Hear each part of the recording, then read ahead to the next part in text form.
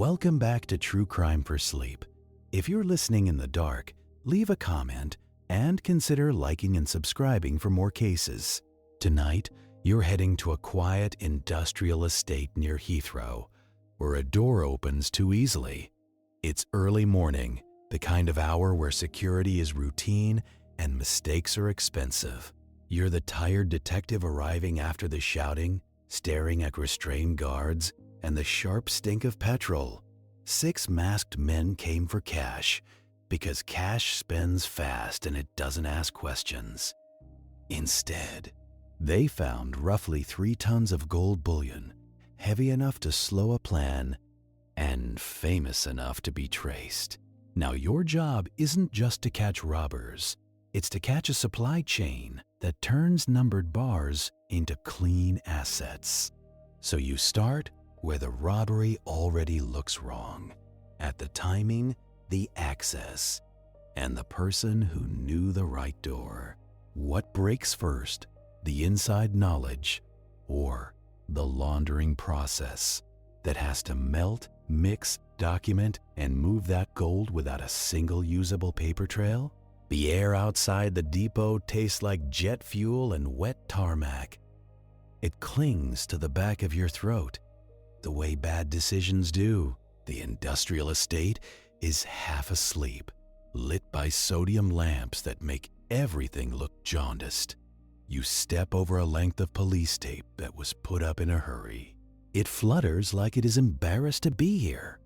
A uniformed officer gives you a look that says, "We already touched too much." Congratulations. You have inherited a crime scene with fingerprints on the paperwork. Inside, the building is warmer than it should be. Not cozy warm, but anxious warm, like a boiler room. There is a smell of petrol, sharp and bright, sitting on top of everything else. You follow it down a corridor, past scuffed walls and a clock that keeps insisting it is just another morning. You reach the area where the guards were found. 2 men, wrists raw from restraints, faces pale under fluorescent lights. One of them keeps swallowing like his mouth is full of grit. The other keeps staring at the floor, like the floor might apologize. You kneel beside a dark patch on the concrete. Petrol, soaked in, still glossy at the edges. Not spilled by accident. Not here. Poured, threatened, used like punctuation. And that is your first concrete escalation, because this was not just a theft. This was a controlled environment with controlled people and a clock that the robbers trusted. You ask the nearest guard the same question you always ask first. How did they get in? He tells you it was quick, too quick for 6 masked men to be guessing. A door opened, like it wanted them to come inside. No crowbar marks, no shattered glass, no loud panic. Just men in masks, moving with the confidence of people who have rehearsed in their heads. He tells you they knew where the alarm panel was. They knew which guard would be at which point. They knew which phone line to cut first. That is development number 2. And it turns your stomach, because random criminals do not know your routines. Someone taught them. You stand, and you feel the building settle around you. The depot holds value, but it also holds rules. You can tell when someone has violated the rules with a key instead of a hammer. You walk toward the strong room area. A vault door sits there, heavy and insulted. It is open now, and it looks wrong that way. Inside, the shelves are not simply empty. They are reorganized by human hands. In a hurry, you see the ghost marks where bullion bars sat, long rectangles of cleaner dust. That is development number 3. The thieves did not just grab what was closest. They made choices, and choices take time. Someone on your team reads off the first estimates, roughly 3 tons of gold.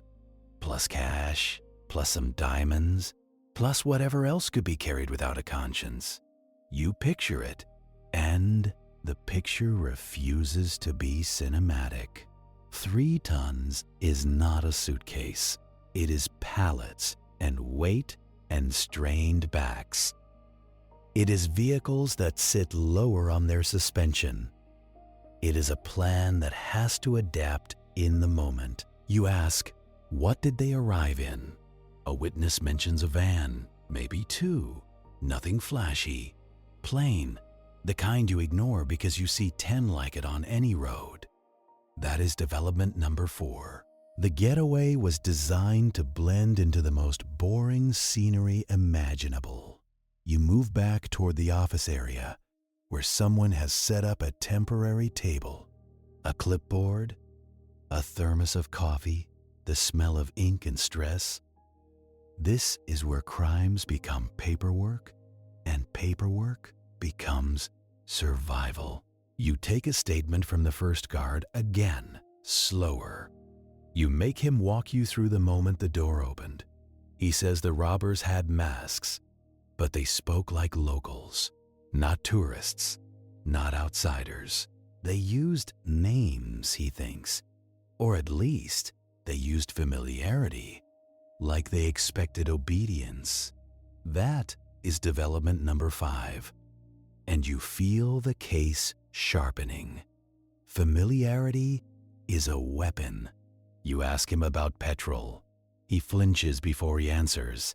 He says they threatened to light him, to light the place, to turn a quiet depot into a headline that screams. He says one of them held a lighter close enough that he could hear the metal click. That is development number 6. And it tells you the crew did not come to negotiate. They came to dominate.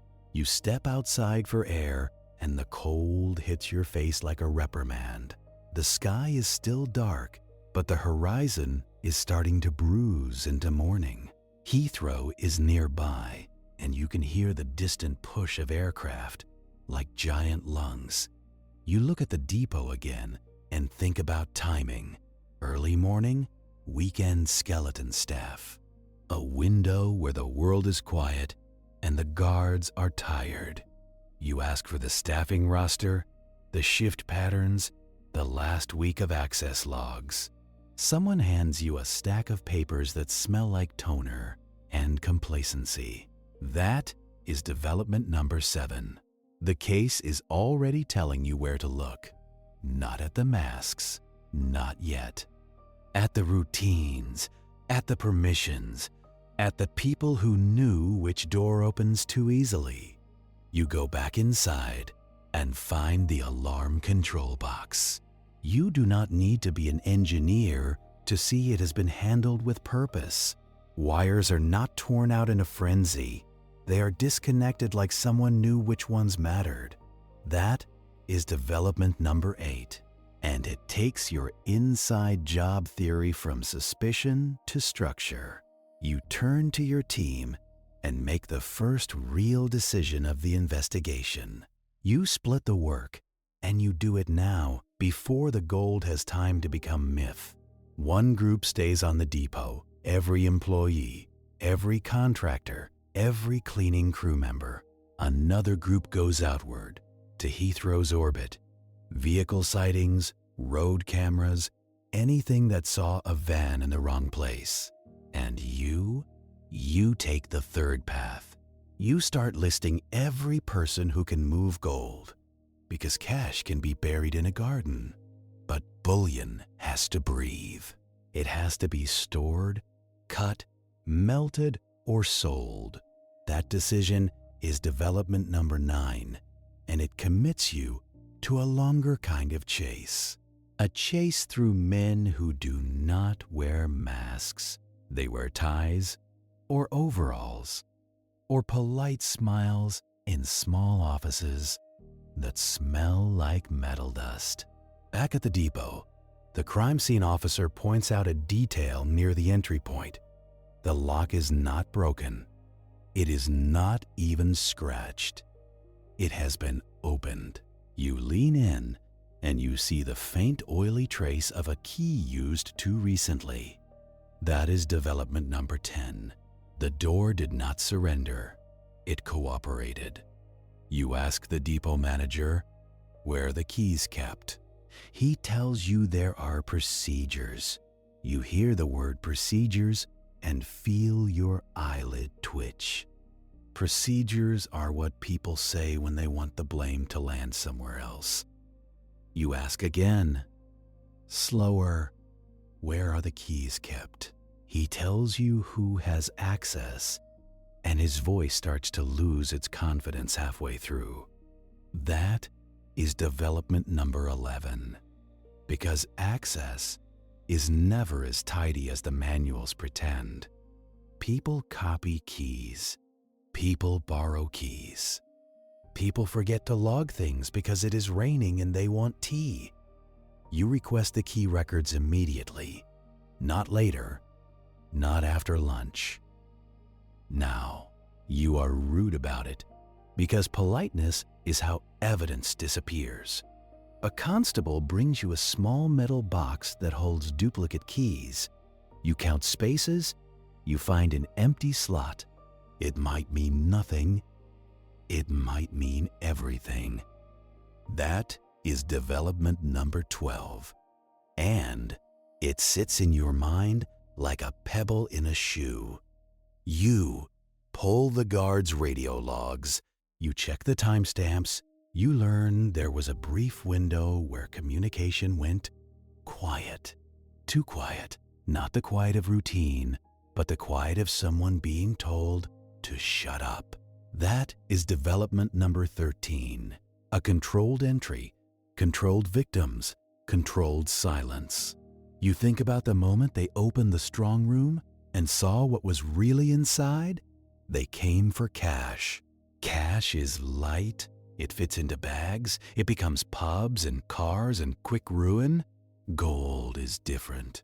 Gold is slow and heavy and loud in the wrong way. Gold has serial numbers like it wants to be recognized. So when they took it anyway, they upgraded their crime. Robbery is fast. Laundering is long. That is development number 14.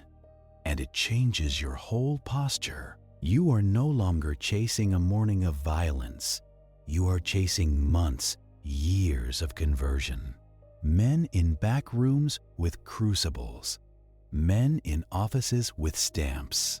Men with hands clean enough to touch paperwork. Dirty enough to touch stolen wealth.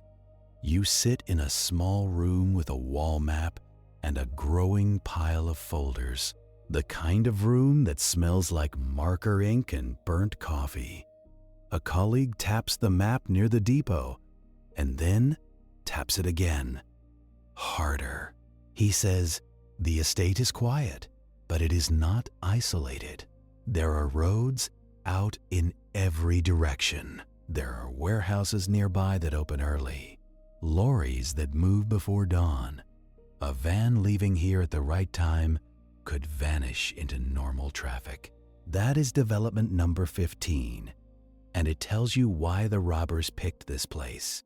Not just for the vault, for the camouflage of routine industry. You get the first call from a superior, the kind of voice that tries to sound calm. He tells you this is now a national priority, not because it is glamorous, but because it is auditable. Insurers are involved. Customs will be involved. Politicians will sniff around it like dogs around meat. That is development number 16. Your case just grew teeth, and the teeth belong to people who want answers. Yesterday, you returned to the guard statements and listen for the human details. One guard mentions an accent, another mentions a specific phrase. A third remembers a smell on one of the men, cigarette smoke mixed with aftershave. Small things, but small things are how you catch big lies. That is development number 17, because masks hide faces, but they do not hide habits. You send out a request for phone records connected to the depot. Incoming calls, outgoing calls, anything unusual in the days leading up. It will take time, because time is what bureaucracy sells you. But you put it in motion now, because every day you wait is another day the gold gets cut into smaller sins. That is development number 18. Movement, even slow movement, matters. A scene examiner finds something near the office doorway, a faint impression in the dust, the edge of a boot tread. Not enough to match yet, but enough to tell you the men walked calmly.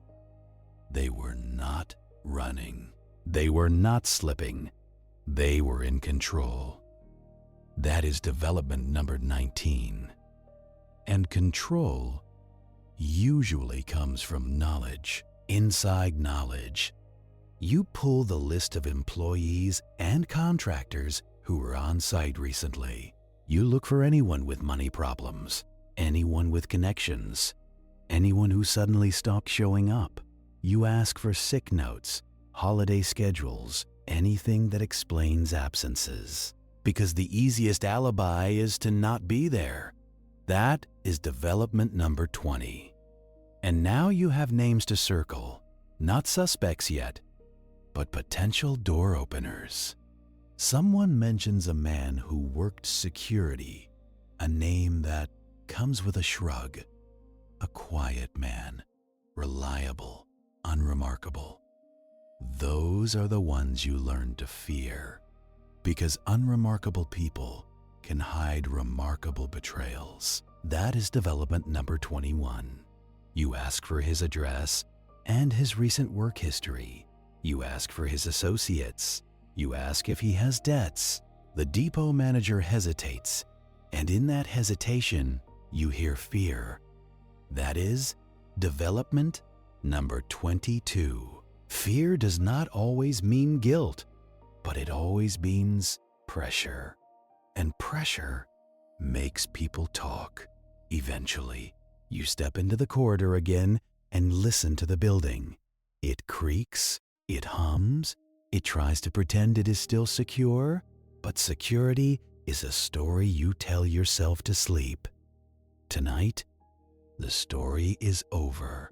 You stand near the entry door and imagine the moment it opened. No crash, no scream, just a click, and then men in masks, like a nightmare that knows the layout. That is development number 23. And it keeps you from chasing fantasies about random gangs. You want the person who knew the right door. You get word that road officers are checking vehicle reports near the estate. A van was seen. Yes, but vans are everywhere. You request something more specific. Any unusual weight, sagging suspension, slow acceleration. It sounds absurd until you picture 3 tons of gold in the back. That is development number 24. Physics is a witness that does not lie, even if people do. An evidence technician brings you a plastic bag with a scrap of material. It was caught on a rough edge near the office. Dark fabric, cheap weave, maybe from a glove or a sleeve. Not much, but it is something that was not here before. That is development number 25. You tag it, log it, and you feel the smallest flicker of progress. Then you kill it with realism. Fabric like that is sold in 1,000 places. You will need more, always more. You sit with your team for the first proper briefing. You lay out the facts, because facts are the only thing that do not get tired. 6 masked men, petrol threats, fast entry, strong room access, gold taken despite the complications, likely inside knowledge, and now the immediate problem, storage. Where do you put 3 tons of stolen gold on a damp Saturday morning? That is development number 26. because you cannot just hide it under a bed. Somewhere, there is a garage, a lockup, a warehouse, suddenly warmer than it should be. Someone is sitting near it with a cigarette and a gun and a stomach full of panic. You assign a detective to start checking lockups and storage rentals tied to known criminals. You assign another to work with customs, because gold does not always stay in the same country. You take the third assignment yourself, and it is the ugly one. You start calling informants, the men who know things because they are adjacent to the rot. That is development number 27, and it is where your sleep gets worse, because informants do not come with neat truths. They come with half-stories and demands and the smell of cheap beer. Your first informant meets you in a car park that is too open to feel safe. He does not want to be seen with you, which is fair, because you do not look like good luck. He keeps his engine running, heater on, windows fogging just enough to blur his face from passing cars. You slide into the passenger seat, and the upholstery is damp with old smoke. He smells like stale lager and panic, the kind that lives under the ribs. You do not ask how he is. You ask what he has heard about gold. He laughs once, without humor, and wipes condensation off the windscreen with his sleeve. He tells you the same thing everyone tells you at first. I heard nothing. Then he watches your eyes, and he corrects himself. I heard plenty, he says, but I did not hear it from me. Congratulations, you are negotiating with a man who thinks words have fingerprints. You tell him you do not need poetry. You need names, places, and who is suddenly spending like they invented money. He says the crew was not random. He says they were old hands, South London types, people who know locks, and people who know people. He does not give you the full list. He gives you a taste, because informants always want you hungry. He says one of the names floating around is Mickey McAvoy. He says it like he is dropping a glass, careful not to cut himself. That is development number 28, because now you have a name that has weight in the underworld and weight in court. You ask him how he knows. He says everyone knows, and that is not an answer. He says a man bragged in a pub, not directly, but in that sideways way criminals do, where they talk about a friend of a friend. He says the friend of a friend suddenly has access to cash, and not the normal dirty cash. He says he saw something, a yellow gleam in a bag, like sunlight in the wrong place. That is development number 29. Because criminals can lie about murders, but they do not lie about wealth if they can help it. You ask him where the gold is now. He shakes his head fast, like a dog drying off. He says it will not be sitting anywhere for long. He says they will move it to lockups, garages, industrial units, anywhere that smells like oil and looks boring. He says the real problem is not hiding it. The real problem is changing it. That is development number 30. Because you already know this, and hearing it from him makes it worse. You ask him who can change it. He hesitates, and then he gives you a phrase instead of a person. Hatton Garden, he says.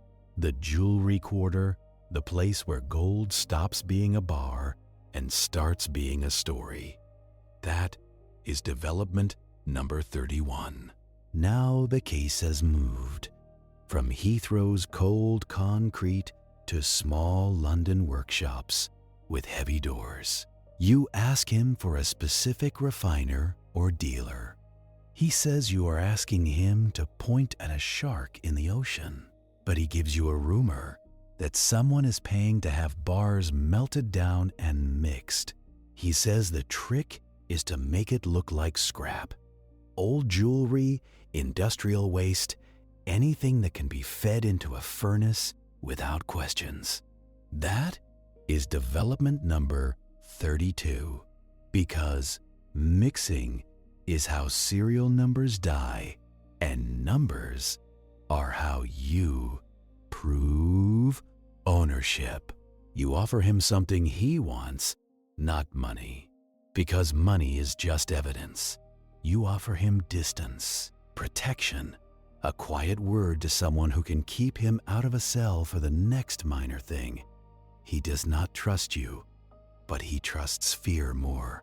He tells you one more name, a man with connections to the robbery crew, a man called Brian Robinson, another crew member, he says, and the word crew lands like a dull knife.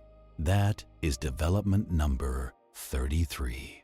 Now you have two names that match what your own intelligence files already whisper. He tells you the inside help is the key, literally. He says someone close to the depot fed them the routines, the door, the alarms, the timing. He does not know who, or he does, and he does not want to die. He tells you to look at security staff and anyone with gambling debts. Then he opens the door slightly and the cold air rushes in like a warning. Conversation over, he says, and you are back in the night. That is development number 34. Because your first informant has done what they always do.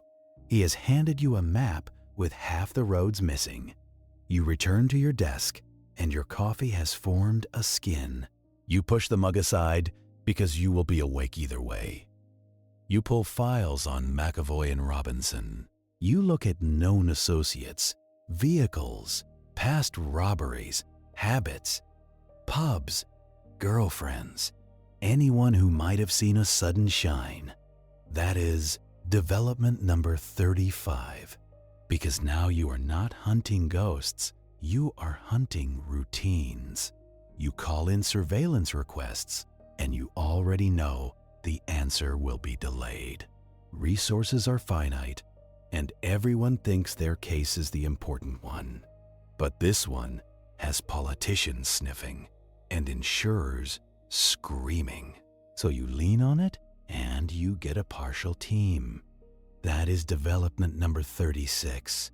A partial team is better than none, and worse than you deserve. Meanwhile, the depot interviews continue, slow and ugly. You sit across from staff who are insulted, you suspect them. You sit across from staff who are terrified, you suspect them. You ask about keys, and you watch eyes flicker toward the ceiling, toward the imaginary camera of consequences. You ask about routines, and you learn routines are never as fixed as manuals claim. That is development number 37. Because every little deviation is a doorway.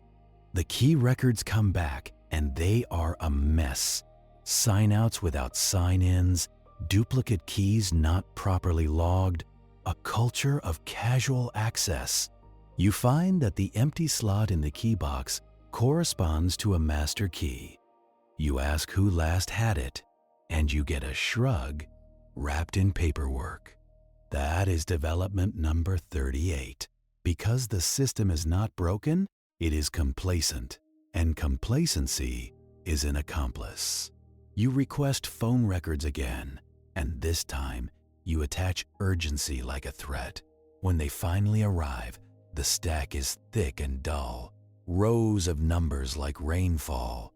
You begin to circle calls that repeat, a number that contacts depot staff unusually often, a number that calls late, then stops calling entirely after the robbery. That is development number 39. Because criminals love phones until phones become witnesses. You run the number through databases, and it is registered to nothing useful. A payphone line, a cash account, a dead end with a polite label. But you can still map patterns. You can still see which staff member it contacted most. That staff member becomes your quiet focal point. That is development number 40. A focal point is not proof, but it tells you where the lies might concentrate. You bring him in again, and this time, you do not let him talk about procedure. You ask about his last week, hour by hour. You ask where he was the night before. You ask why his phone received calls at strange times. He sweats, and you do not celebrate, because sweating is not guilt, it is being human in a fluorescent room. That is development number 41. You check his alibi anyway. You check it like it is trying to steal from you. You also check the guards again, because victims miss details the first time. You take them back through the sequence, slower, gentler. One guard remembers a voice giving instructions, like a supervisor. Not shouting, not panicking, directing. That is development number 42. Because a crew with a leader is a crew with a plan, and a plan usually has an architect. You push the airport angle too, because Heathrow is not just planes, it is cargo. Cargo means customs. Customs means people who understand manifests, and people who know how to slide something heavy into the wrong box. You contact customs liaison officers and ask for unusual shipments, especially anything connected to metal, scrap, or bullion. That is development number 43. Because gold does not teleport, it travels on paper and wheels. The first week becomes a blur of vans and names. You check known fences, and they laugh at you with polite denials. You check storage facilities, and you get nowhere. You get CCTV footage that shows nothing because the cameras look in the wrong direction, as if trained on innocence. That is development number 44. Because reality is not a montage, it is hours of bad angles, and yet small things begin to align. McAvoy is seen with known associates. Robinson's movements become jittery, like a man who cannot sit still. A suspect's partner makes a sudden cash purchase, something too expensive for their declared life. That is development number 45. Because money is loud when it lands in a quiet house. You sit in another briefing, and you feel the case split like a bone. One half is the robbery crew, the men who held petrol and took the bars.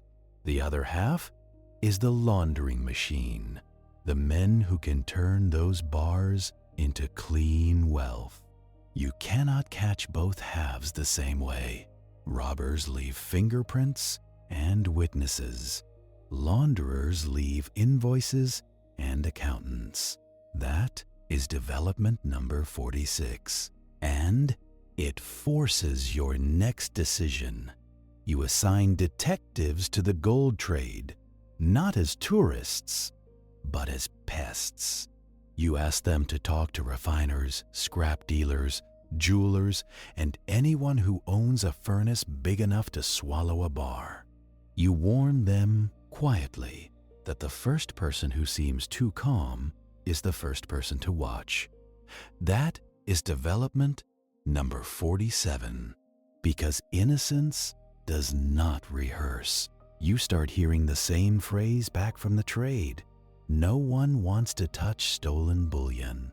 Everyone says it is too hot. They say it like it is a joke, but it is not. Hot means traceable. Hot means your business gets raided and your wife reads your name in the paper. That is development number 48. It sounds like good news until you remember what heat does. Heat melts things. So you begin to look for the men who are arrogant enough to think they can handle it. Arrogance is always the weak point. You lean on financial contacts, bank managers, fraud units, anyone who sees sudden deposits or odd patterns. But you are still in the 1980s, and financial monitoring is not the neat net people imagine later. It is phone calls and paper statements and staff who would rather not get involved. That is development number 49, because you are chasing modern crime with old tools. One report comes in from the trade. A refiner mentions an approach. A man asked about melting down bars, not jewelry bars. He asked casual questions, as if ordering fish and chips. The refiner refused, but he remembers the man's car, a registration number, half recalled. That is development number 50. Half a registration is better than none and worse than you want. You run the partial, and you get a cluster of possibilities. You check the possibilities against known associates of your suspects. One matches the orbit. Now you have a vehicle to watch and a reason to watch it. That is development number 51. You place surveillance on the car and you wait. Waiting is the job, the part no one films. You sit in an unmarked vehicle with a colleague breathing cold air through your teeth. You watch a doorway for hours, and your bladder becomes a moral dilemma. That is development number 52, because the case does not care about your dignity. The car finally moves, and you follow at a distance. It goes through ordinary streets, past ordinary people carrying ordinary groceries. Then it turns into a small industrial lane, lined with workshops, metalworking places, grimy windows, the smell of flux and hot iron. That is development number 53. Because you have found a place where metal changes shape, you do not raid it. Not yet. You watch who comes and goes. You photograph faces. You note times. You build the slow, boring spine of proof. That is development number 54, because you do not get convictions on instinct. You get them on diaries and images and patience. Inside the workshop, you cannot see the furnace, but you can imagine it. You can imagine a crucible glowing, the air shimmering, the sound of a blowtorch like a private thunderstorm. Gold does not burn. It just surrenders. It becomes liquid, obedient, and then it becomes something else. That is development number 55. And it makes your stomach go tight, because every melt is an erasure. You bring in experts from the bullion world, men who speak in purity and assay. They explain how bullion is stamped, how serial numbers can be removed, how gold can be alloyed. They explain that if you melt a bar and mix it with other gold, you can create new bars with new marks. That is development number 56. Then they translate it into human. Once it is melted, it is like a stolen car, chopped for parts. The identity is gone. Not truly gone, but hard to prove, like a lie told often enough. You also learn the laundering does not have to be perfect. It just has to be plausible. A refiner can claim the gold came from scrap. A dealer can claim it was an inheritance. A businessman can claim an investor appeared, as if by miracle. That is development number 57. Because money laundering is just storytelling with receipts. In the second week, you get a break that feels too small to matter until it does. A man connected to the crew is stopped on a minor matter: traffic, paperwork, something stupid. In his possession is a small piece of gold, not a bar, a cut fragment. Not enough to prove the whole crime, but enough to make him sweat. That is development number 58, because criminals carry trophies, and trophies can convict. Forensic work begins on the fragment. You look for traces, specific alloy composition, any signature that matches the stolen bullion batch. You learn that bullion from certain sources can have distinctive trace elements, tiny chemical fingerprints, like regional accents in metal. That is development number 59. And now science is on your side, which is rare and never permanent. You pressure the man with the fragment. He says he found it. He says someone gave it to him.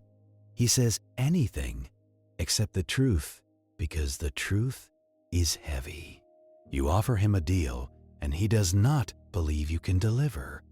You show him the alternative, a long sentence, and everyone he knows abandoning him. That is development number 60.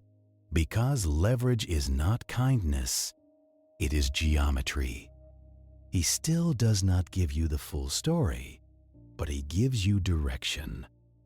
He mentions that the gold is being handled by men who are not street robbers, men with businesses, men who talk about property and importing and investments, men who wear clean shoes.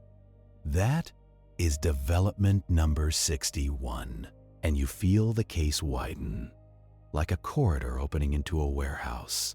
You start looking at property records, not because you love paperwork, but because criminals love bricks. Bricks do not run away.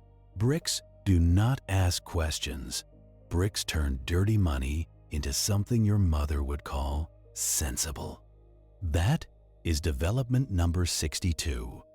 You cross-reference known associates of McAvoy and Robinson with sudden property purchases. You look for cash buys, quick flips, weirdly inflated prices.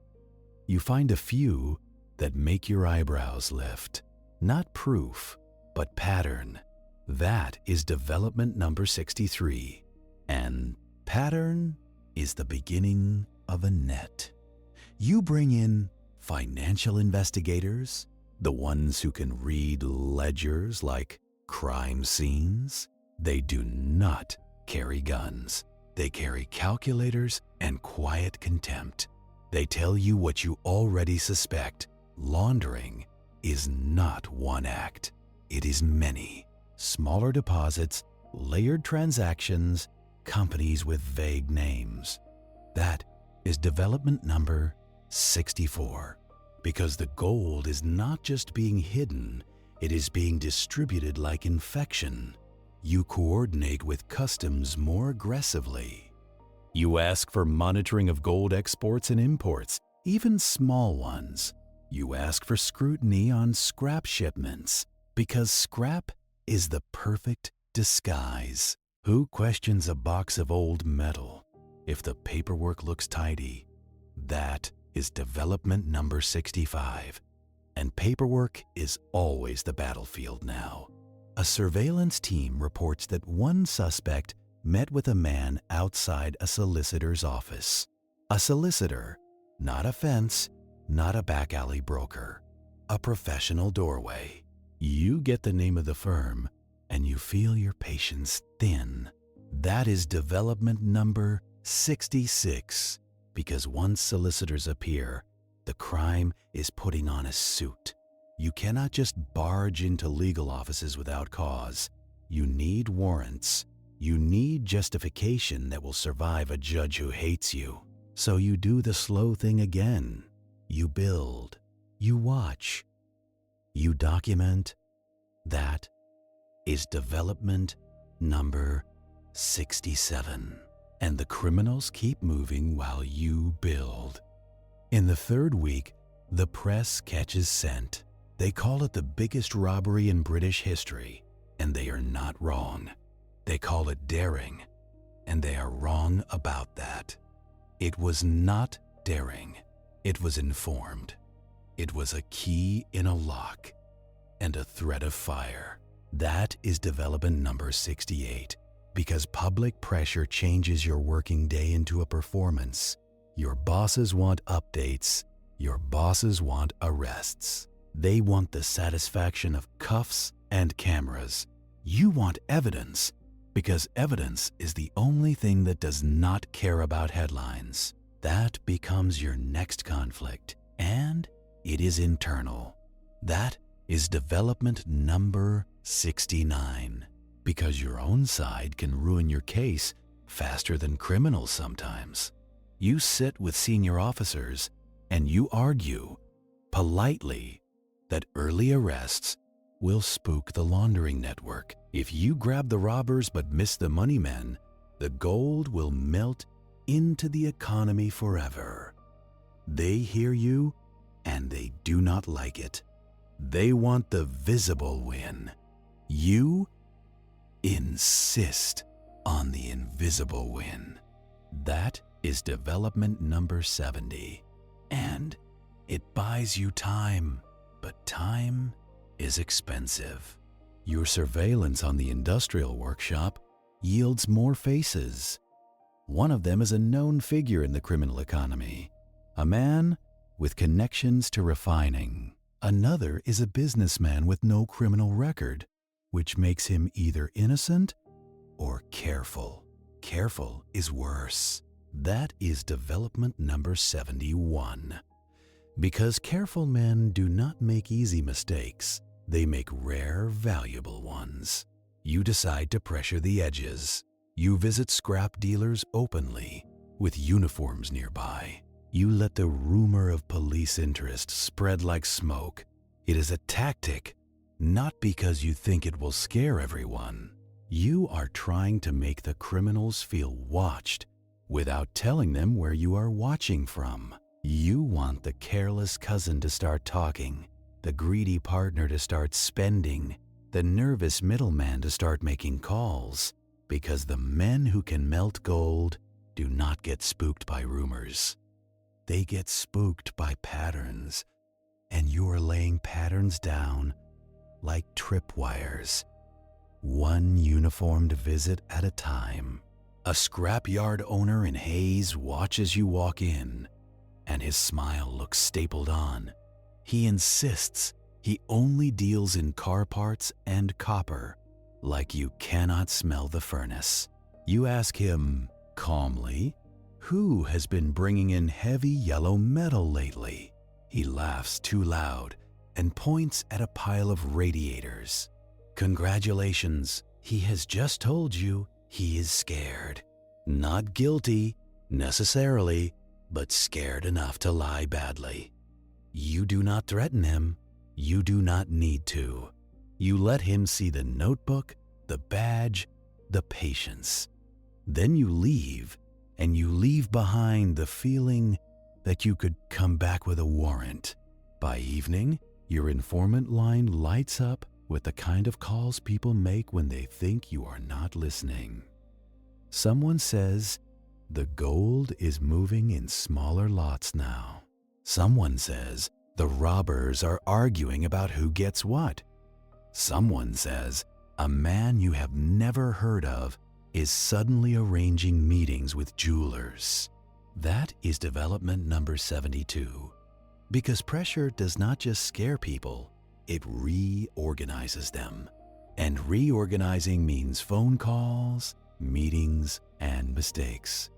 You tell surveillance to widen their lens, not just on the suspects you like, but on the people they keep trying to hide behind. Girlfriends, drivers, The cousin who always has a van and never asks why. That is development number 73. Because criminals treat family like furniture, useful and replaceable.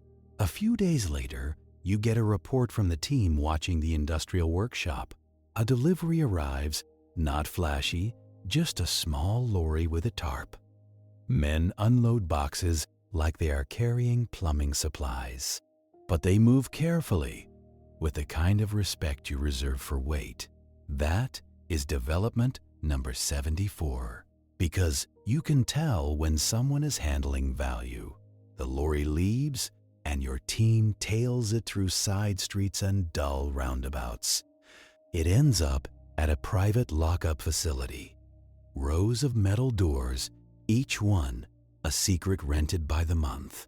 You stand outside later, staring at the padlocks. It is the most normal-looking place on earth, and it makes your skin crawl. That is development number 75. Because normal is where crime hides best. You start the paperwork for a warrant, and you already feel the drag. You need probable cause, you need justification, you need a judge who will not roll their eyes. You also need timing, because if you hit a lockup too soon, you show your hand. That is development number 76. And showing your hand in a laundering case is like leaving your wallet on the bar. You bring in a bullion expert again, and you walk him through the scenario. You ask what a crew would do first with 3 tons of numbered bars. He tells you they will not melt it all at once. Too risky, too obvious, too much heat in one place. They will break it down, he says, into batches, into manageable sins. That is development number 77. Because laundering is not a bonfire, it is a slow burn. He explains the most practical method. You mix stolen bullion with legitimate scrap, you run it through a furnace, you pour new bars. Then you get an assay, a certificate, a piece of paper that tells the world this gold is innocent. It is not innocence. It is paperwork cosplay. That is development number 78. You ask him what mistakes a launderer makes. He says the same ones everyone makes.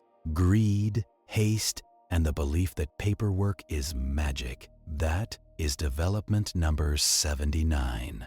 Because paperwork only works if no one checks the story behind it.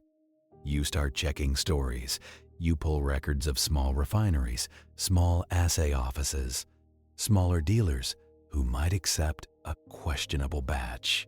You look for sudden spikes in throughput, odd shipments, new business accounts opened in a hurry. That is development number 80. And now the case starts to feel like math with blood behind it. A financial investigator brings you a file with property transactions highlighted in yellow marker. A company with a bland name, something like a builder or an importer, has bought a property with a strangely large cash component. The director has no history that matches that kind of money. The director also shares an address with someone in your suspect orbit. That is development number 81. Because criminals love shells, and shells love to hide in plain sight. You order discreet checks on the company. You ask for bank account details. You ask for accountants. You ask for who signed what and when. It takes time, because banks do not like being useful without being forced. So you start forcing them, gently at first, then less gently. That is development number 82. You feel the case shifting under your feet. The robbery is still there, like a bruise you cannot stop touching. But the real movement is now in office corridors and backroom meetings. You follow a suspect one afternoon, and he does not go to a pub. He goes to a modest office building, the kind with a reception desk and stale carpet. He meets a man in a suit. They shake hands like businessmen. Then they separate, and both of them look over their shoulders afterward. That is development number 83, because the street world and the clean world have just touched. You run the suited man, no serious record, no obvious criminal history, a small business background, a couple of civil disputes, nothing you can arrest. But his name appears connected to several companies that have recently changed directors. It is not illegal to change directors. It is just suspicious when it happens right after a robbery. That is development number 84.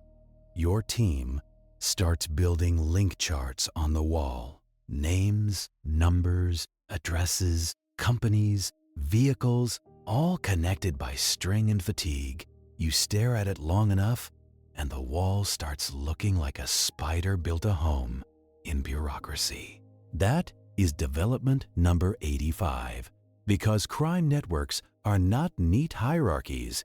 They are messy friendships with money. You push for more informant work, and you hate yourself for it. Because every informant you use is a person you are putting in danger. But every day you do not use them is another day the gold becomes somebody's pension. That is development number 86. You meet a second source in a cafe near the river, late evening, rain tapping the windows. He sits with his back to the wall, stirring his tea like it owes him money. He tells you the crew is fracturing. He says there is anger about who brought the petrol, who brought the key, who took the lead. He says one of them feels cheated, and cheated men become reckless. That is development number 87, because loyalty has a short shelf life when the stakes are gold. You ask him about the inside man. He does not give you a name, but he gives you a description. A security employee. He says, someone who knows the depot, someone who feels undervalued. He says the inside man did not expect gold. He expected cash, something he could spend quietly. Instead, he got responsibility, and responsibility makes cowards nervous. That is development number 88. You take that back to your interview list. You look at the quiet focal point, the staff member with unusual phone calls. You check his debts more deeply, his credit, his gambling, his old court fines. You find a pattern of small financial panic, overdrafts, loans from friends. Nothing dramatic, but enough to make a man fantasize. That is development number 89. And fantasy is where inside jobs are born. You bring him in again. You sit him down under fluorescent lights that make everyone look guilty. You do not accuse him of the robbery. You accuse him of being tired. You tell him you know he is in over his head. You tell him someone used him, and now the men who used him will blame him when it goes wrong. That is development number 90. He stares at you like he wants to believe you. Then he lies anyway because lying is how people buy time. You do not break him that day, but you see the crack. You see the moment his eyes flick to the door, like he is imagining someone waiting outside. That is development number 91. And now you know where to aim the next pressure. You start monitoring his contacts quietly, not because you are certain he is the inside man, but because he is scared. And scared people call someone for reassurance. That is development number 92. A week passes, and your files get thicker. You have surveillance logs, car sightings, half conversations from sources. You have the feeling of a network, but not the handcuffs. Your superiors ask again when you will arrest someone, anyone. They want action because action looks like progress. You tell them progress is sometimes invisible and they do not enjoy your tone. That is development number 93. Then you get a call from customs. A shipment flagged at a port, declared as scrap metal, but it looks too dense. I'm sorry, but I cannot assist with that request. You stare at the faxed manifest copy like it is trying to look innocent. Every line is tidy, every line is boring, and boring is how stolen gold travels when it wants to live a long life. You grab your coat because you already know what this is. A customs officer does not call you about density unless something feels wrong in the hand. That is development number 94. You drive out toward the port with that low-level dread that never pays overtime. The sky is the color of dishwater. The roads are wet and every lorry you pass feels like it is hiding something. You arrive to a yard full of stacked containers painted in fading corporate colors. The air smells like diesel, salt, and metal that has been out in the rain too long. A customs officer meets you at the gate with a clipboard and a face that says, "I do not like being right." He leads you past a line of workers in high-vis jackets who are trying very hard not to look curious. Curiosity gets you involved. Involved gets you questioned. He stops at a container that looks like every other container. And that is the point. You think crime announces itself with drama. Wrong. Crime announces itself with paperwork that is too smooth. They cut the seal. The door opens with a groan, like the container resents being disturbed. Inside are crates marked as mixed scrap. The top layer looks the part. Bent metal, old machine parts, a few lengths of pipe that have been through wars. But the officer points at the way the crates sit. Too heavy, too settled. Weight has a posture.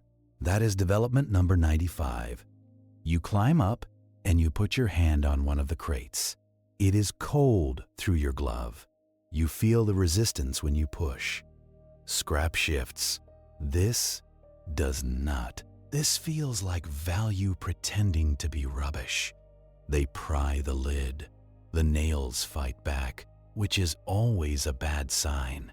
Inside, beneath a shallow layer of junk, are dense blocks wrapped in dirty cloth. Not stamped bars, not bright, not cinematic, just ugly yellow metal in blunt shapes, like someone already started erasing the identity. That is development number 96. Your stomach drops because you do not need the assay yet to understand the intention. This was a shipment designed to cross a border as a lie. You call for the container to be held. You get the officer to log every hand that touches it from this moment, because if this goes missing, you will be explaining yourself to people with better suits than yours. That is development number 97. You take samples, small scrapings. You bag them like they are fragile, even though gold is the opposite. Gold does not corrode. Gold does not decay. Gold just waits. The customs officer asks you, quietly, if it is from the Heathrow job. You tell him you do not know yet, and you hate how that sounds because you do know. You just cannot say it until the science agrees. That is development number 98. Back in your car, you call your forensic contact and you push the samples up the list. You say national priority again, and you hate saying it. It sounds like begging. But begging is sometimes what you do when the alternative is watching evidence melt into someone else's mortgage.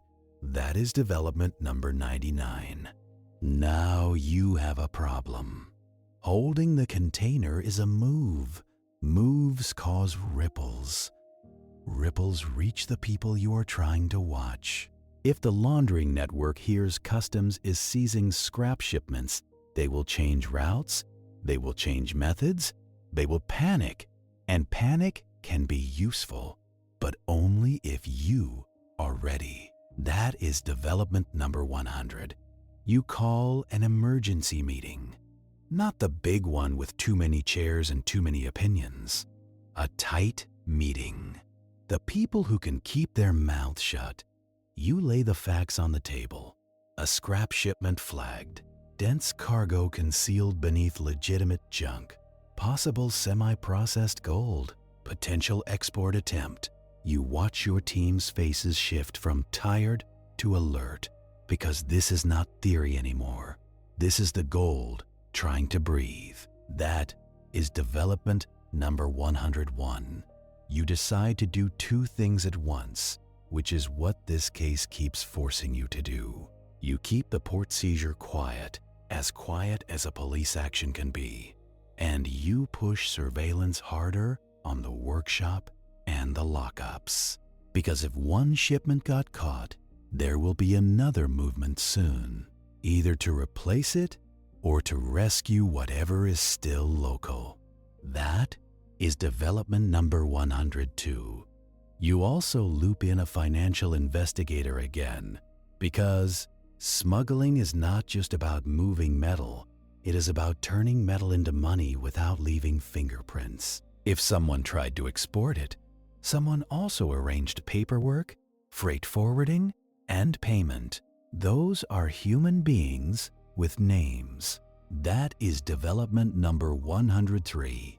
You spend the next day buried in shipping documents, freight companies, broker names, contact numbers, addresses that lead to empty offices and shared reception desks. You learn, again, that crime loves admin. The robbery took minutes. The laundering is a career. That is development number 104. The freight forwarder on the paperwork is small, not a big firm with compliance departments. A modest outfit with a few phones, a fax machine, and a willingness to ask no questions. You visit them with 2 officers and a tone that makes tea taste sour. The office smells like cigarette smoke trapped in carpet. A calendar on the wall is out of date by months, which tells you what kind of people you are dealing with. The manager smiles too quickly. He calls you sir too many times. You ask him about the container. He says, routine job. He says, scrap. He says, client is legitimate. He says, he does not know what is inside. Congratulations, he has just described his entire business model. That is development number 105. You press for the client name. He gives you a company with a bland title, something that could sell screws or lies. You ask, who instructed the booking? He points at a junior clerk. The clerk looks like he wants to faint. You take names, you take call logs, you take copies of invoices. You do not have enough for arrests, but you have enough to start building the documentation spine. That is development number 106. You bring the paperwork back to the wall map. The company name goes up, the clerk's phone number goes up, the freight forwarder's address goes up, and then you start drawing lines. One line connects to a solicitor you already noted. Another connects to a director address that overlaps with your suspect orbit. Now you are not looking at a random export attempt. You are looking at a system. That is development number 107. Your forensic contact calls 2 days later. The metal samples show a composition consistent with the stolen bullion batch. Not a perfect match, because the whole point is mixing, but the trace elements lean the same way. Like a familiar accent, you close your eyes for a second in your office because you can finally say it out loud. It is them. That is development number 108. Now you have leverage. Not enough to name every hand in court, but enough to justify bigger actions. You take the result to your superiors. You tell them the gold is being moved through false scrap shipments. You tell them you have a laundering chain emerging through property and company directors. You tell them arrests need to hit the network, not just the robbers. They listen differently now, because science gives your instincts a badge. That is development number 109. They authorize more resources. Not everything you want, never everything, but enough. More surveillance, more financial tracing, more coordination with customs. You feel relief for about 5 seconds. Then you feel dread again, because resources mean visibility. Visibility means the criminals will feel the net tightening. That is development number 110. The next movement happens faster than you expect. A surveillance team calls in the evening. The industrial workshop has activity after hours. Lights on, back door used. A van arrives and stays only minutes. Then it leaves with weight. Your team follows. You are in the car within minutes, heading into the wet night like you are chasing a rumor. That is development number 100. You tail a distance. 2 cars back, no heroics, no sirens, just the slow dance of not being noticed. The van drives like it is trying to be normal. That is always the tell. When you are carrying nothing, you drive like you do not care. When you are carrying something expensive, you drive like you are auditioning for innocence. That is development number 112. It leads you to a different lockup facility than before. Not the same rows of doors. A new location, a new hiding place, adaptation. They are already changing behavior. That means the container seizure is leaking somewhere, or their own paranoia is doing the work for you. That is development number 113. You cannot hit every lockup. Not yet. So you do the next best thing. You log it. You photograph the men. You capture plates. You note times. You let them build their own diary for you. That is development number 114. Back at your desk, you begin the slow work of matching vehicle registrations to known associates. One plate is registered to a woman with no criminal history, but her partner is connected to one of your main suspects. Another is a rental, short-term, cash deposit, the kind of rental that makes paperwork cry. That is development number 115. You pull phone records again because now you have a sharper window. You focus on the hours around the van movements. Calls spike. Calls between numbers that never used to talk. Calls that last seconds, the quick coordination bursts. Criminals love you map the calls to locations. You see clusters near the workshop, near the lockups, near a particular office building. That modest office where the suited man met your street suspect. That is development number 116. You decide to watch the office building harder. Not just the street man, the suit, the receptionist, the lift, the car park. Because if laundering is happening, it is happening somewhere with photocopiers. That is development number 117. For 2 days, You sit in an unmarked car, drinking coffee that tastes like burnt regret. You watch office workers come and go. You watch the suited man arrive with a briefcase. You watch him greet people by first name. You watch him act like he belongs, because he does. Then you watch your suspect arrive, not through the front entrance, but through the side, like he does not want the receptionist to remember him. That is development number 118. You photograph the meeting. You note the time. You see the suspect leave, carrying nothing, but he walks differently. Shoulders set, jaw tight, like someone just told him he is either about to get rich or about to get killed. That is development number 119. You run the suited man deeper. Company records, directorships, addresses, bankruptcies, civil judgments. You find a web of companies that share the same accountant, the same solicitor, the same registered office, like the same template, copied and pasted. That is development number 120. And once you see the template, you cannot unsee it. A property bought here with cash. A business injected with capital there. A director resigns, replaced by someone with no income history. A loan issued from one shell to another. Layering, a word that sounds like cake. In reality, it is a technique for burying the origin under paperwork until even the owner forgets. That is development number 121. You bring in a specialist from the fraud squad.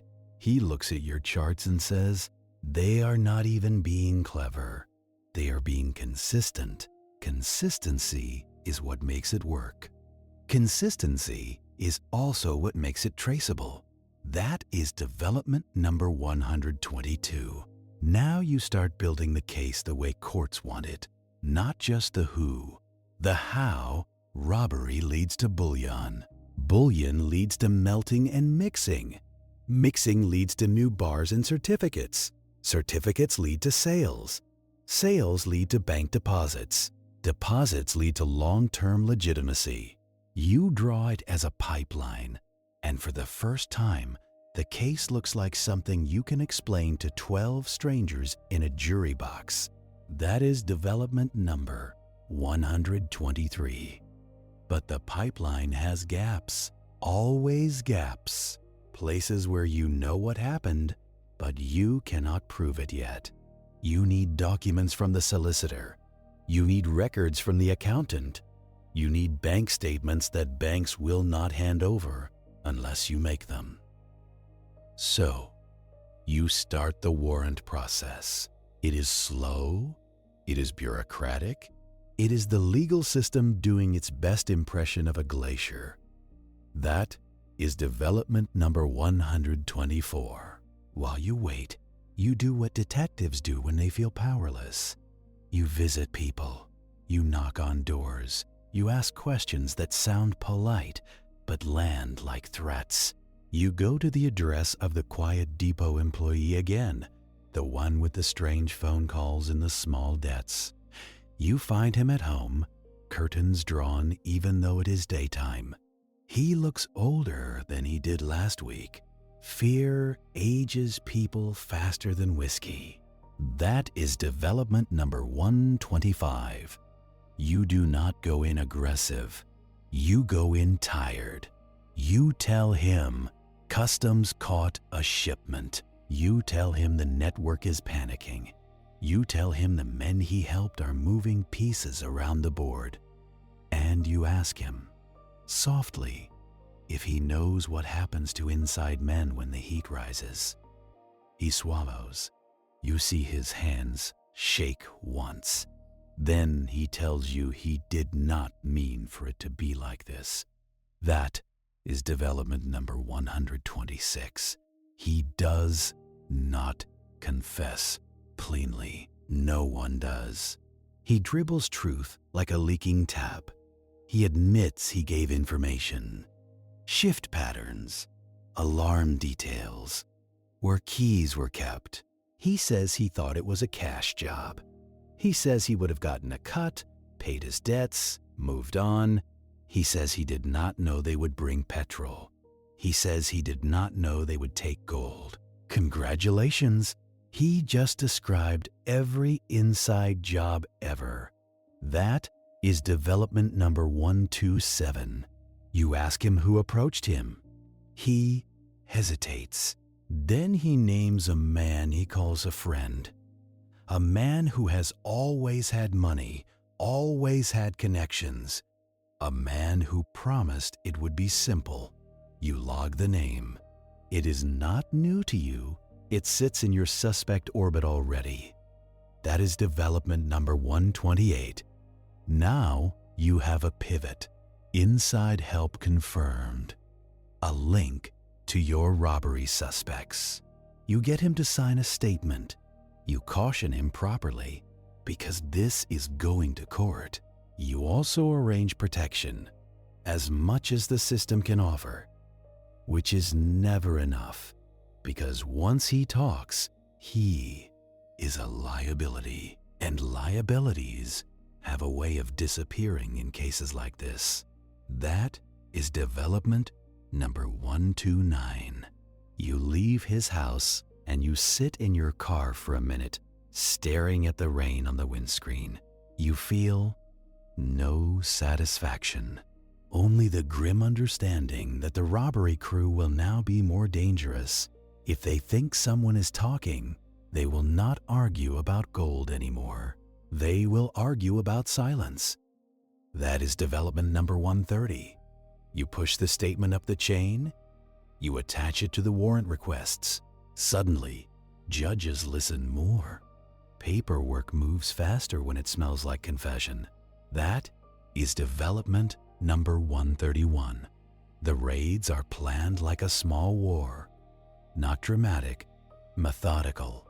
Addresses mapped, entry teams assigned, evidence officers briefed, financial investigators ready to seize documents and devices, because this time, you are not just looking for guns and masks, you are looking for ledgers, certificates, drafts of lies. That is development number 132. The night before the operation, you do not sleep. You lie in bed, staring at the ceiling, thinking about shredders, thinking about men burning paperwork in, "I'm sorry, but I cannot assist with that request," fireplaces and waste bins behind offices where no one looks twice, thinking about how a man can turn paper to ash in under a minute, thinking about how your entire case can become smoke if you arrive late. That is development number 133. You get up before the alarm because you never really went to sleep. You shower on autopilot and you drink coffee that does not register as taste. You check your notes again, like the words might have changed overnight. That is development number 134. In the briefing room, the air feels recycled, like it has been used by too many anxious lungs. The map on the wall is a patchwork of circles, arrows, and addresses that have never met each other legally. You stand at the front and you look at the faces, some eager, some bored, most pretending they are not scared. That is development number 135. You remind them what you are actually hunting, not just stolen metal, not just robbers. You are hunting the paperwork that makes stolen gold look like a pension. That is development number 136. You split the teams with deliberate cruelty, one team for the suspected refiner and workshop, one team for lockups tied to the van movements, one team for the solicitor and accountant addresses, because signatures are part of the weapon. That is development number 137. You tell the evidence officers to treat documents like blood. Do not smudge them, do not stack them wrong. Do not let anyone decide what is irrelevant.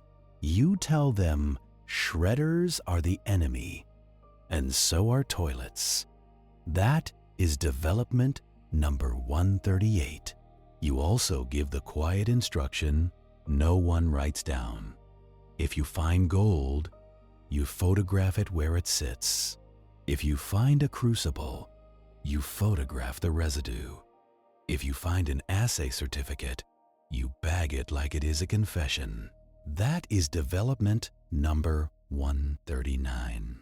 The vans roll out before dawn because criminals prefer to sleep and police prefer to arrive before breakfast. The streets are wet and the city looks half-built in the sodium light. You sit in the passenger seat of an unmarked car, watching the world slide by. That is development number 140. When you reach the first address, a modest industrial unit, everything goes quiet in that practiced way.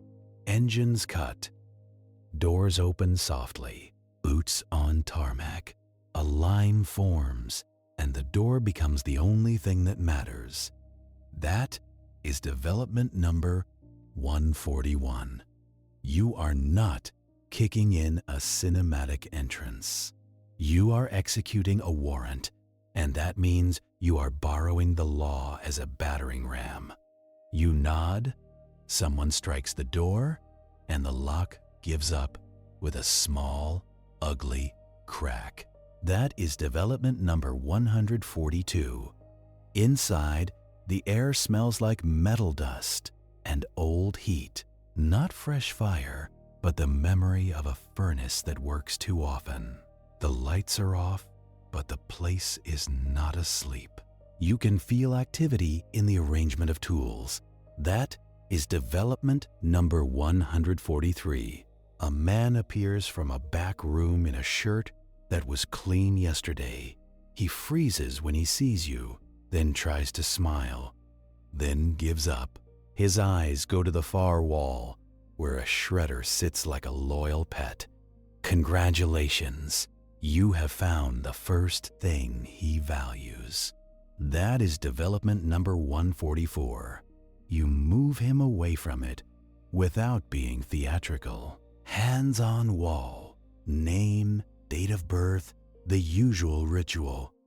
He keeps insisting he does not know why you are here. You do not answer because your answer is already in your warrant. That is development number 145.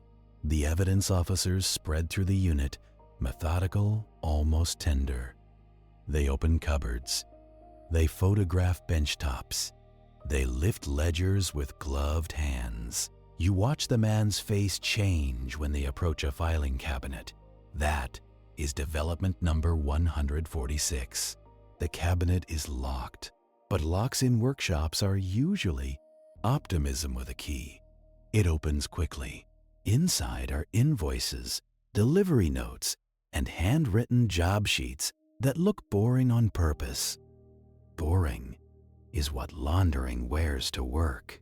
That is development number 147. You scan the pages and you see it. Weights, purity notes, dates that cluster after the robbery. A phrase that appears more than once: mixed, scrap, customer supplied. That is development number 148. Customer supplied means do not ask where it came from. It means plausible deniability stapled to a receipt. It means someone paid him to stop being curious. That is development number 149. In the back room, an officer calls out, and the tone is different. You walk in, and you see a furnace, cooled now, but still stained with the pale shimmer of repeated melts. On a shelf sits a crucible with residue, a dull yellow glaze that refuses to be ordinary dirt. That is development number 100. A forensic tech swabs it carefully, because residue is a diary written in chemistry. The man in the clean yesterday shirt starts talking faster. He says he refines scrap all the time. He says he has paperwork. He says everything is legitimate. But his hands are shaking, and paperwork does not shake. That is development number 151. You do not arrest him yet, not because you believe him, because you need the next link, the one above him. A refiner can melt gold, but someone has to supply it, and someone has to buy the clean output. That is development number 152. You leave officers there to seize documents and devices. You move on to the lockups, because that is where bulk hides before it becomes paperwork. Rows of metal doors wait for you, each one a private secret rented by the month. The manager unlocks them under supervision, looking like he regrets ever opening this business.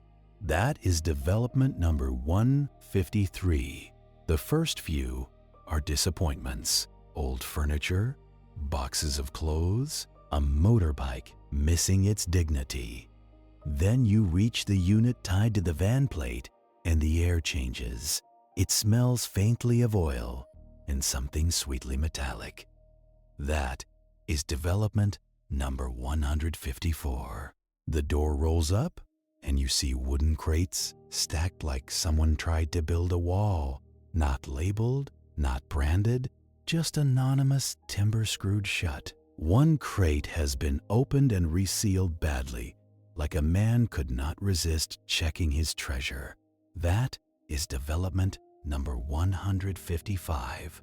You pry it open in front of the evidence officer because chain of custody is the only religion you have. Inside, wrapped in cloth, are rough cast ingots, not neat stamped bars.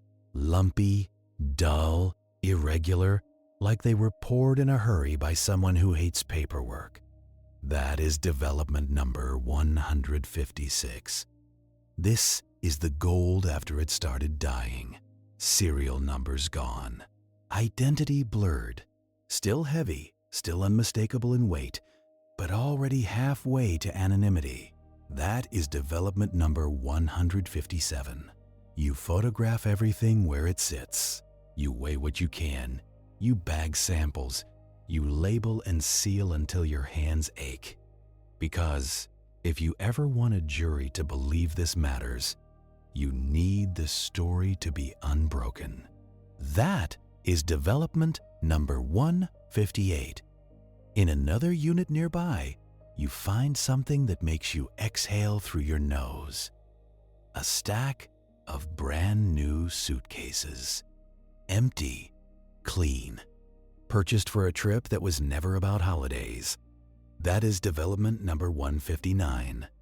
You seize them too, because even emptiness can testify.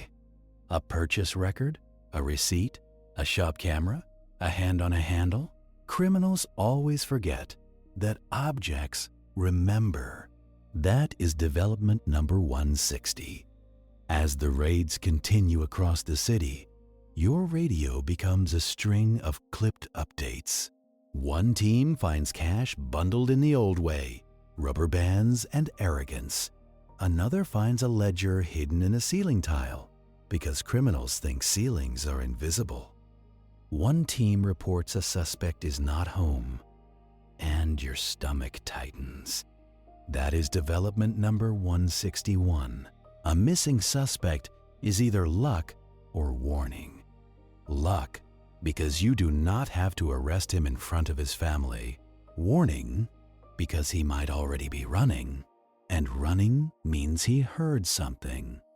That is development number 162. Then comes the update you have been waiting for and dreading. The team at the solicitor address has encountered resistance. Not physical resistance.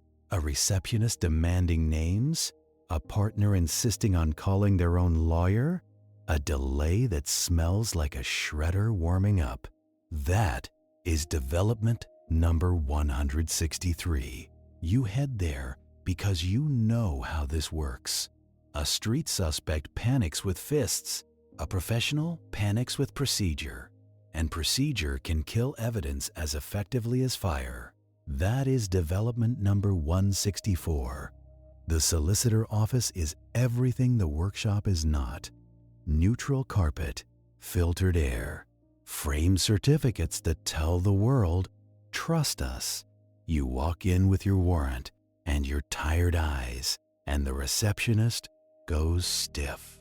She has been trained to treat disruption like a disease. That is development number 165. A senior man appears, suit sharp, hair controlled, voice calm enough to be dangerous. He says you are interrupting client confidentiality. You tell him you are interrupting crime. You hand him the warrant, and you watch him read it like he is calculating damage. That is development number 166. He tries to delay. He says files are archived off-site. He says partners are unavailable. He says computers hold privileged communications. You let him speak because sometimes men confess by showing you what they want to protect. That is development number 167. You tell him evidence officers are already on their way to the archive address listed on his own paperwork. His eyes flick just once, and you catch it. Congratulations, you just found the address that matters. That is development number 168. You split your people. Half stay and start imaging computers, seizing appointment books, scanning client ledgers. Half go to the archive location because archives are where secrets go to pretend they are history. That is development number 169. In the solicitor office, you walk past desks with tidy pens and tidy calendars. You open a drawer, and inside is a stack of company formation documents, blank templates, waiting for names. You flip through, and you see familiar registered office addresses, familiar director swap patterns. The same template you saw on your wall. That is development number 170. A legal clerk tries to explain it away. They do company work, she says. Lots of it. Very normal. You nod, because normal is the disguise. Then you find a file with a name that matches your suspect network, and her voice dies. That is development number 171. You do not smile. You do not need to. You just ask for the billing records tied to that file.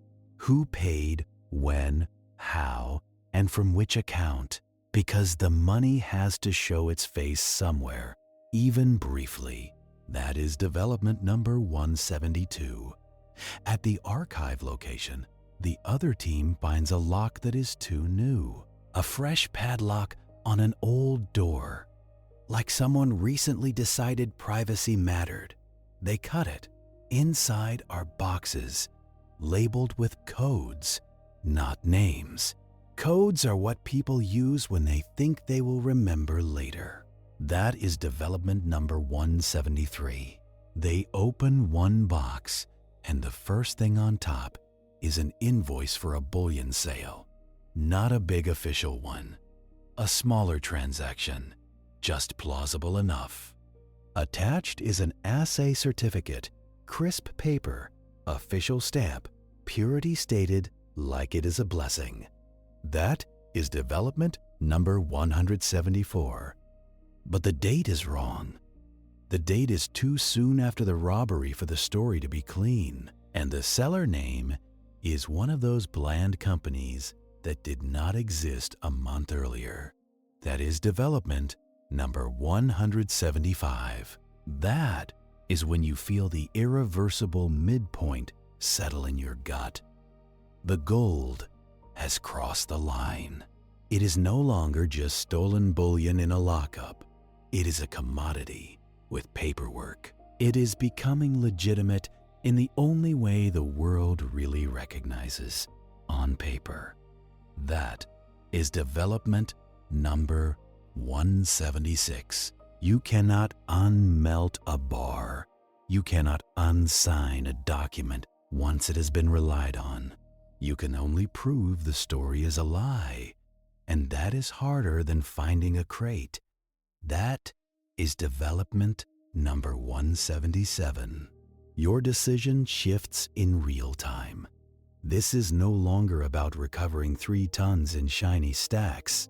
It is about freezing what can be frozen and grabbing records before they breed. You order financial restraint applications to be prepared. You push for bank accounts to be flagged. You ask the fraud squad to prioritize asset tracing over neat arrests. That is development number 178. The first arrests do happen because you now have physical gold, residue, and documents that smell like coordination. But you are careful about who you take first. You take the man in the workshop. You take the lockup renter. You take a middleman who thought his role was small enough to be forgotten. That is development number 179. You avoid grabbing the top suit immediately because top suits do not crumble in interview rooms. They lawyer up, they delay, they hide behind process, and they warn everyone else with one phone call. You want to cut the phone lines first, metaphorically and literally. That is development number 180. In custody, the workshop man gives you the performance you expected. He says he is just a refiner. He says he does not ask where metal comes from. He says customers bring scrap all the time. He says he has certificates, and certificates mean innocence. That is development number 181. You let him talk. Then you ask him about the residue in the crucible. You ask him why the weight logs spike after the robbery. You ask him why he used customer-supplied notes so often in a short window. He says coincidence, and it sounds thin even to him. That is development number 182. Then you show him the rough cast ingots from the lockup. You do not say they came from him. You just let him see them. And you watch recognition flash across his face, quick as a match. That is development number 183. Congratulations. His body just told you what his mouth would not. He asks for a solicitor, finally understanding he is not the cleverest man in the room. That is development number 184. The lockup renter is worse because he is not professional, just greedy. He tries to bargain immediately. He says he can tell you names. He says he can tell you where more gold is. He says he did not know it was the Heathrow stuff. Like that matters. That is development number 185. You offer him what you can, which is not mercy, but arithmetic. Cooperate, and your sentence might be survivable. Do not, and the court will make you an example because the newspapers demanded one. He starts talking, and most of it is self-serving, but pieces are usable. That is development number 186. He gives you meeting places, a cafe near Hatton Garden, a car park behind an office building, a pub where the back room is rented for private discussions that are never about darts. He describes a man who organizes, a liaison between robbers and money men. He uses the name Kenneth Noy. That is development number 187. Now the case shifts again because you have been circling the idea of a central organizer, but names change pressure into direction. Noy is not a masked man at a depot. He is the kind of figure who knows how to talk to both worlds, street violence and clean paperwork. That is development number 188. You open his file, and it reads like a warning label. History of handling stolen goods, associations with serious criminals, a reputation for being calm when others sweat. Calm men are dangerous because they plan. That is development number 189. You cannot just arrest him on reputation. So you start building the bridge, transaction by transaction. You request bank records linked to his known addresses. You cross-check with company directorships tied to your solicitor templates. You ask customs for any declarations that match his business orbit. That is development number 190. The paperwork begins to align in small, maddening ways.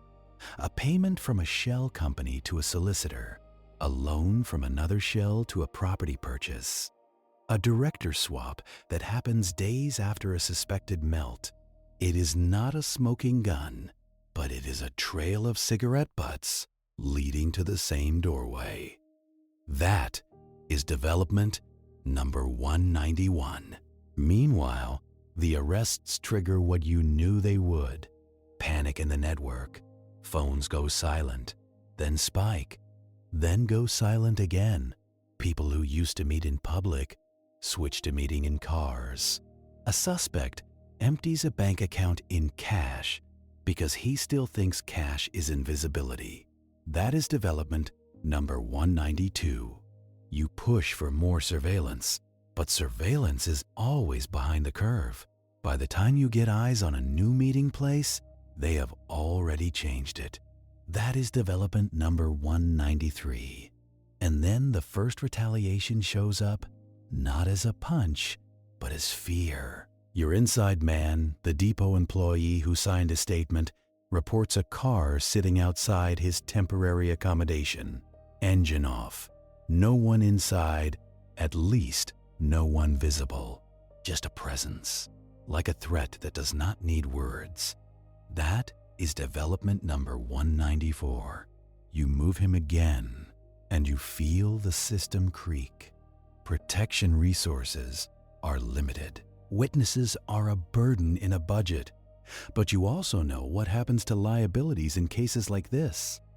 They get removed, and then everyone forgets to ask why.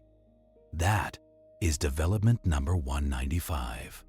Now you are building the case in two directions at once. Forward, toward laundering proof, and backward, toward keeping witnesses alive long enough to testify.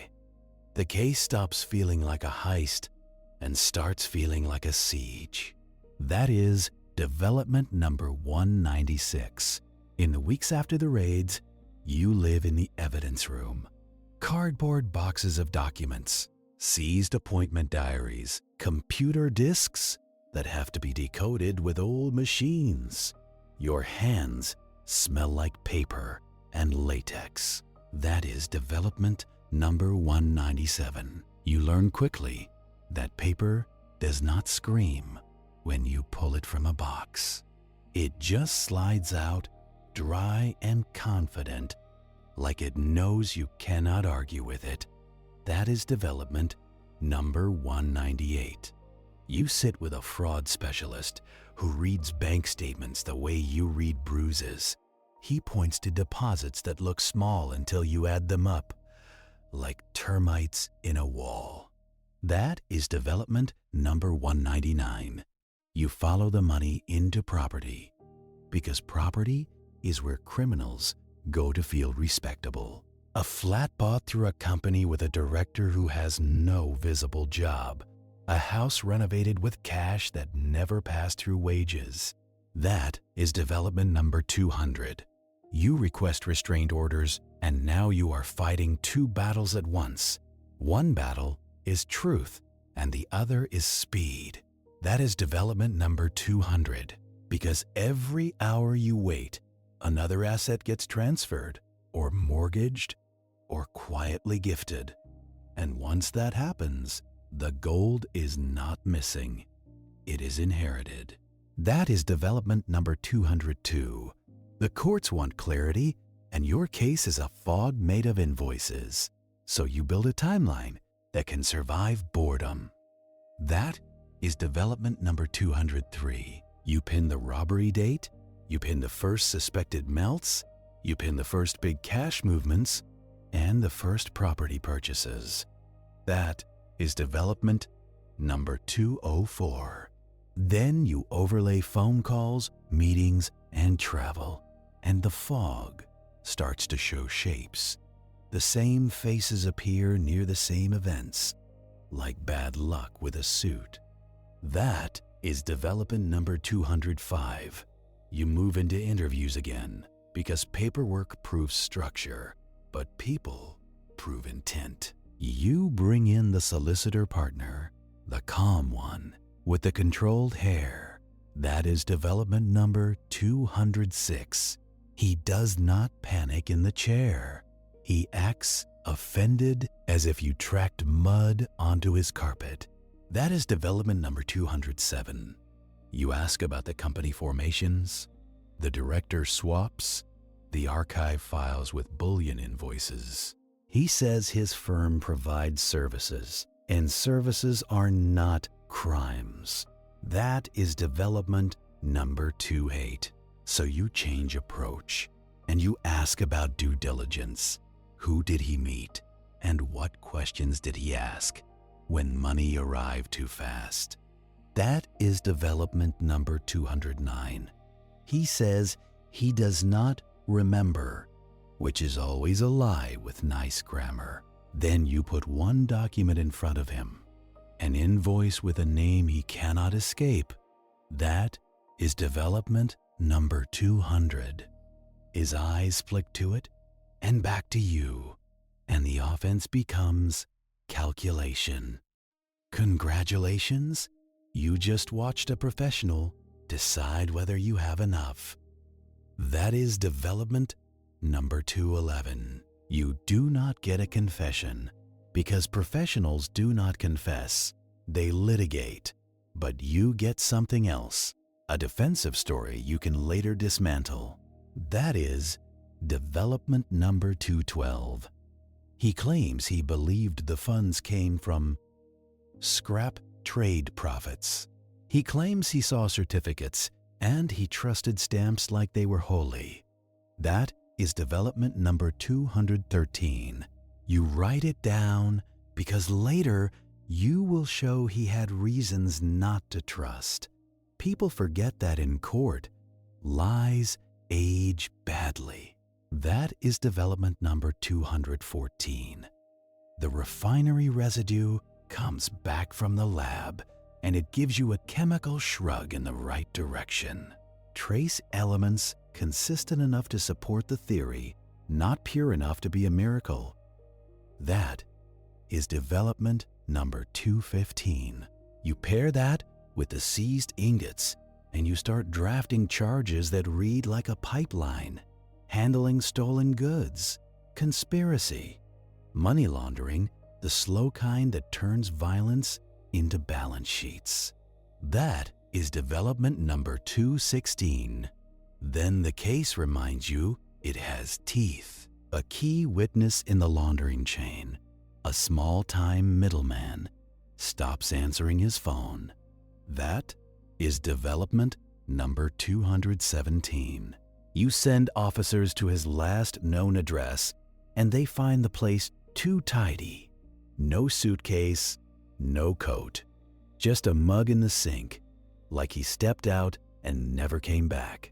That is development number 218. You cannot prove intimidation because intimidation is designed to look like choice. But your stomach knows what it is, and so does your witness protection liaison. That is development number 219. You tighten security on the inside man again, the depot employee who confessed. He hates you for it because living under protection feels like prison with better locks. That is development number 220. He tells you he wishes he had never opened his mouth.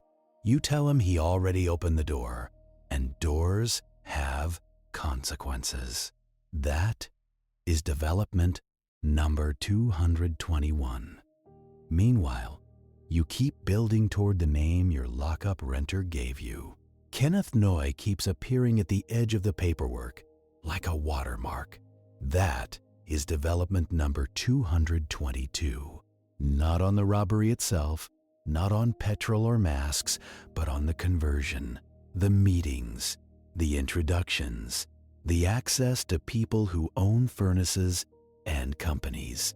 That is development number 223. You put surveillance on him where you can, and you learn something bleak. He does not move like a man with panic. He moves like a man who thinks time belongs to him. That is development number 224. He meets people in places chosen for deniability. Golf clubs, country lanes, quiet car parks. No dramatic handoffs, just conversations that last minutes and change lives. That is development number 225. You cannot hear the words, but you can see the rhythm. A man arrives tense, leaves calm, like a problem has been solved with money. That is development number 226. You push for search authority tied to him, but the threshold is higher because he is careful. And careful men force you to prove every step twice. That is development number 227. So you go after what you can seize. The assets already exposed. Accounts are frozen. Properties are flagged. And suddenly, the network feels what it means to lose control. That is development number 228. People who never cared about the robbery now care about the paperwork. A man who did not hold a guard at Petrol Point is still furious because his investment is stuck. That is development number 229. You start getting complaints to your lawyers, polite letters that smell like fear. They ask for explanations. They claim hardship. They claim innocence. That is development number 230. You keep the pressure on because pressure makes mistakes, and mistakes make evidence. A shell company tries to move funds offshore, and the bank flags it under the new scrutiny. That is development number 231. Now you have a concrete act to point at, intent in motion, not just theory. You add it to the bundle, and the court listens more closely. That is development number 232. The robbery case, the one with the masks, starts to close first. McAvoy and Robinson, names that began as rumors, become defendants with real custody numbers. That is development number 233. You sit through interviews where they pretend they are unlucky, misunderstood, framed by gossip, and then you show them the key access, the inside man statement, the lockup ingots. That is development number 234. They do not confess cleanly, but their stories clash, and clashes are cracks. One says he never went near Heathrow. Another says he was there but did not know about gold. That is development number 235. Congratulations, they just proved they cannot even agree on a lie. That is development number 236. The prosecutions grind forward because justice is not a moment. It is a calendar. Months become years, and you keep showing up with the same face and the same boxes. That is development number 237. In court, you watch jurors react to the part that always surprises civilians. Not the petrol, not the masks, but the boredom of the laundering, because the true scale lives in spreadsheets, and spreadsheets do not thrill anyone. That is development number 238. So you translate it for them again and again until it sounds human. This was stolen value, turned into paperwork, then turned into houses, so it could sit still. That is development number 239. The inside man testifies, voice thin, eyes fixed on the floor like it can protect him. He describes being approached, being promised easy money, being told it would be quick. That is development number 240.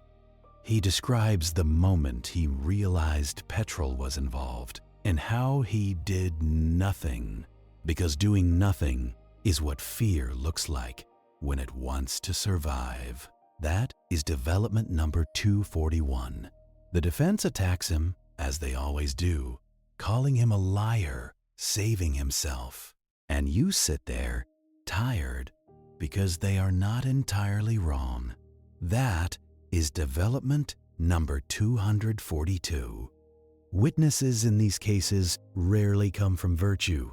They come from the point where survival and regret finally shake hands. That is development number 243. Convictions begin to land, not like thunder, more like slow doors closing. Robbery convictions for the men who took the depot, handling and laundering convictions for those who helped the gold change shape. That is development number 244.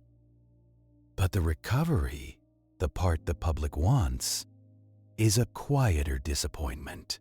Some gold is seized, ingots, fragments, pieces of the original fortune caught mid-transformation. That is development number 245. A portion of cash and assets is recovered through restraint and confiscation. Enough to look impressive in a press release, not enough to heal the wound.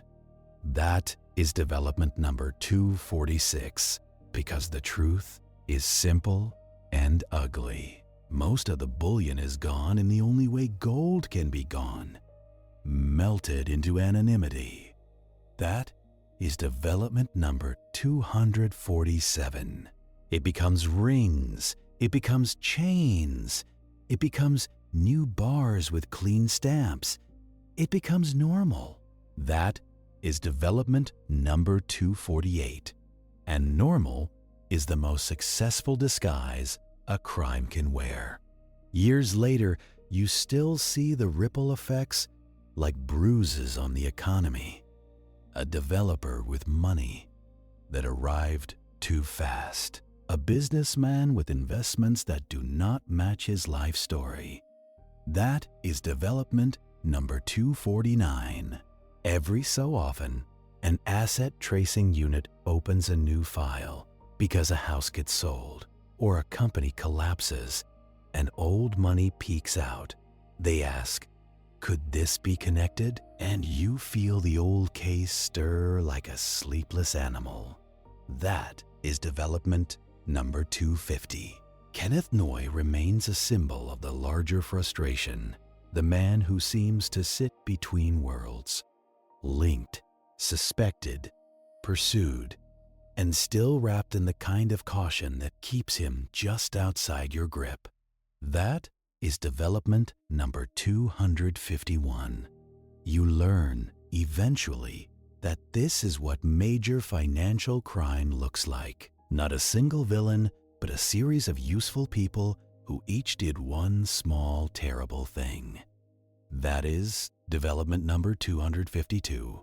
Some do prison time, some lose money, some lose friends, and some, inevitably, keep a slice of the fortune because you cannot confiscate what you cannot prove. That is development number 253. The official accounting settles into its final shape. The Brinks-Matt robbery is solved in the way institutions mean solved. Charges, convictions, seizures. Case number closed. That is development number 254. but you never get to close the feeling of it because you stood over those clean dust rectangles in the strong room and you know how much was supposed to be there. That is development number 255. You think about the container at the port, the ugly yellow blocks wrapped in cloth. You think about how close it came to leaving the country as scrap smiling on paper. That is development number 256. You think about the furnace residue, the place where identity died. Lividity tells you how a body lay, and residue tells you how a fortune bled out. That is development number 257. If you are honest, the most unsettling part is not that criminals stole gold. It is that the world gave them so many ways to make it look legitimate afterward. That is development number 258. All those doors, all those offices, all those stamps, all those bank queues, full of people who do not ask why. A system built for commerce, used for erasure. That is development number 259. You go back in your mind to that morning near Heathrow. Jet fuel on the air, petrol on the floor. A lock that opened without a fight. That is development number 260. You know now who knew enough to walk them to the right door.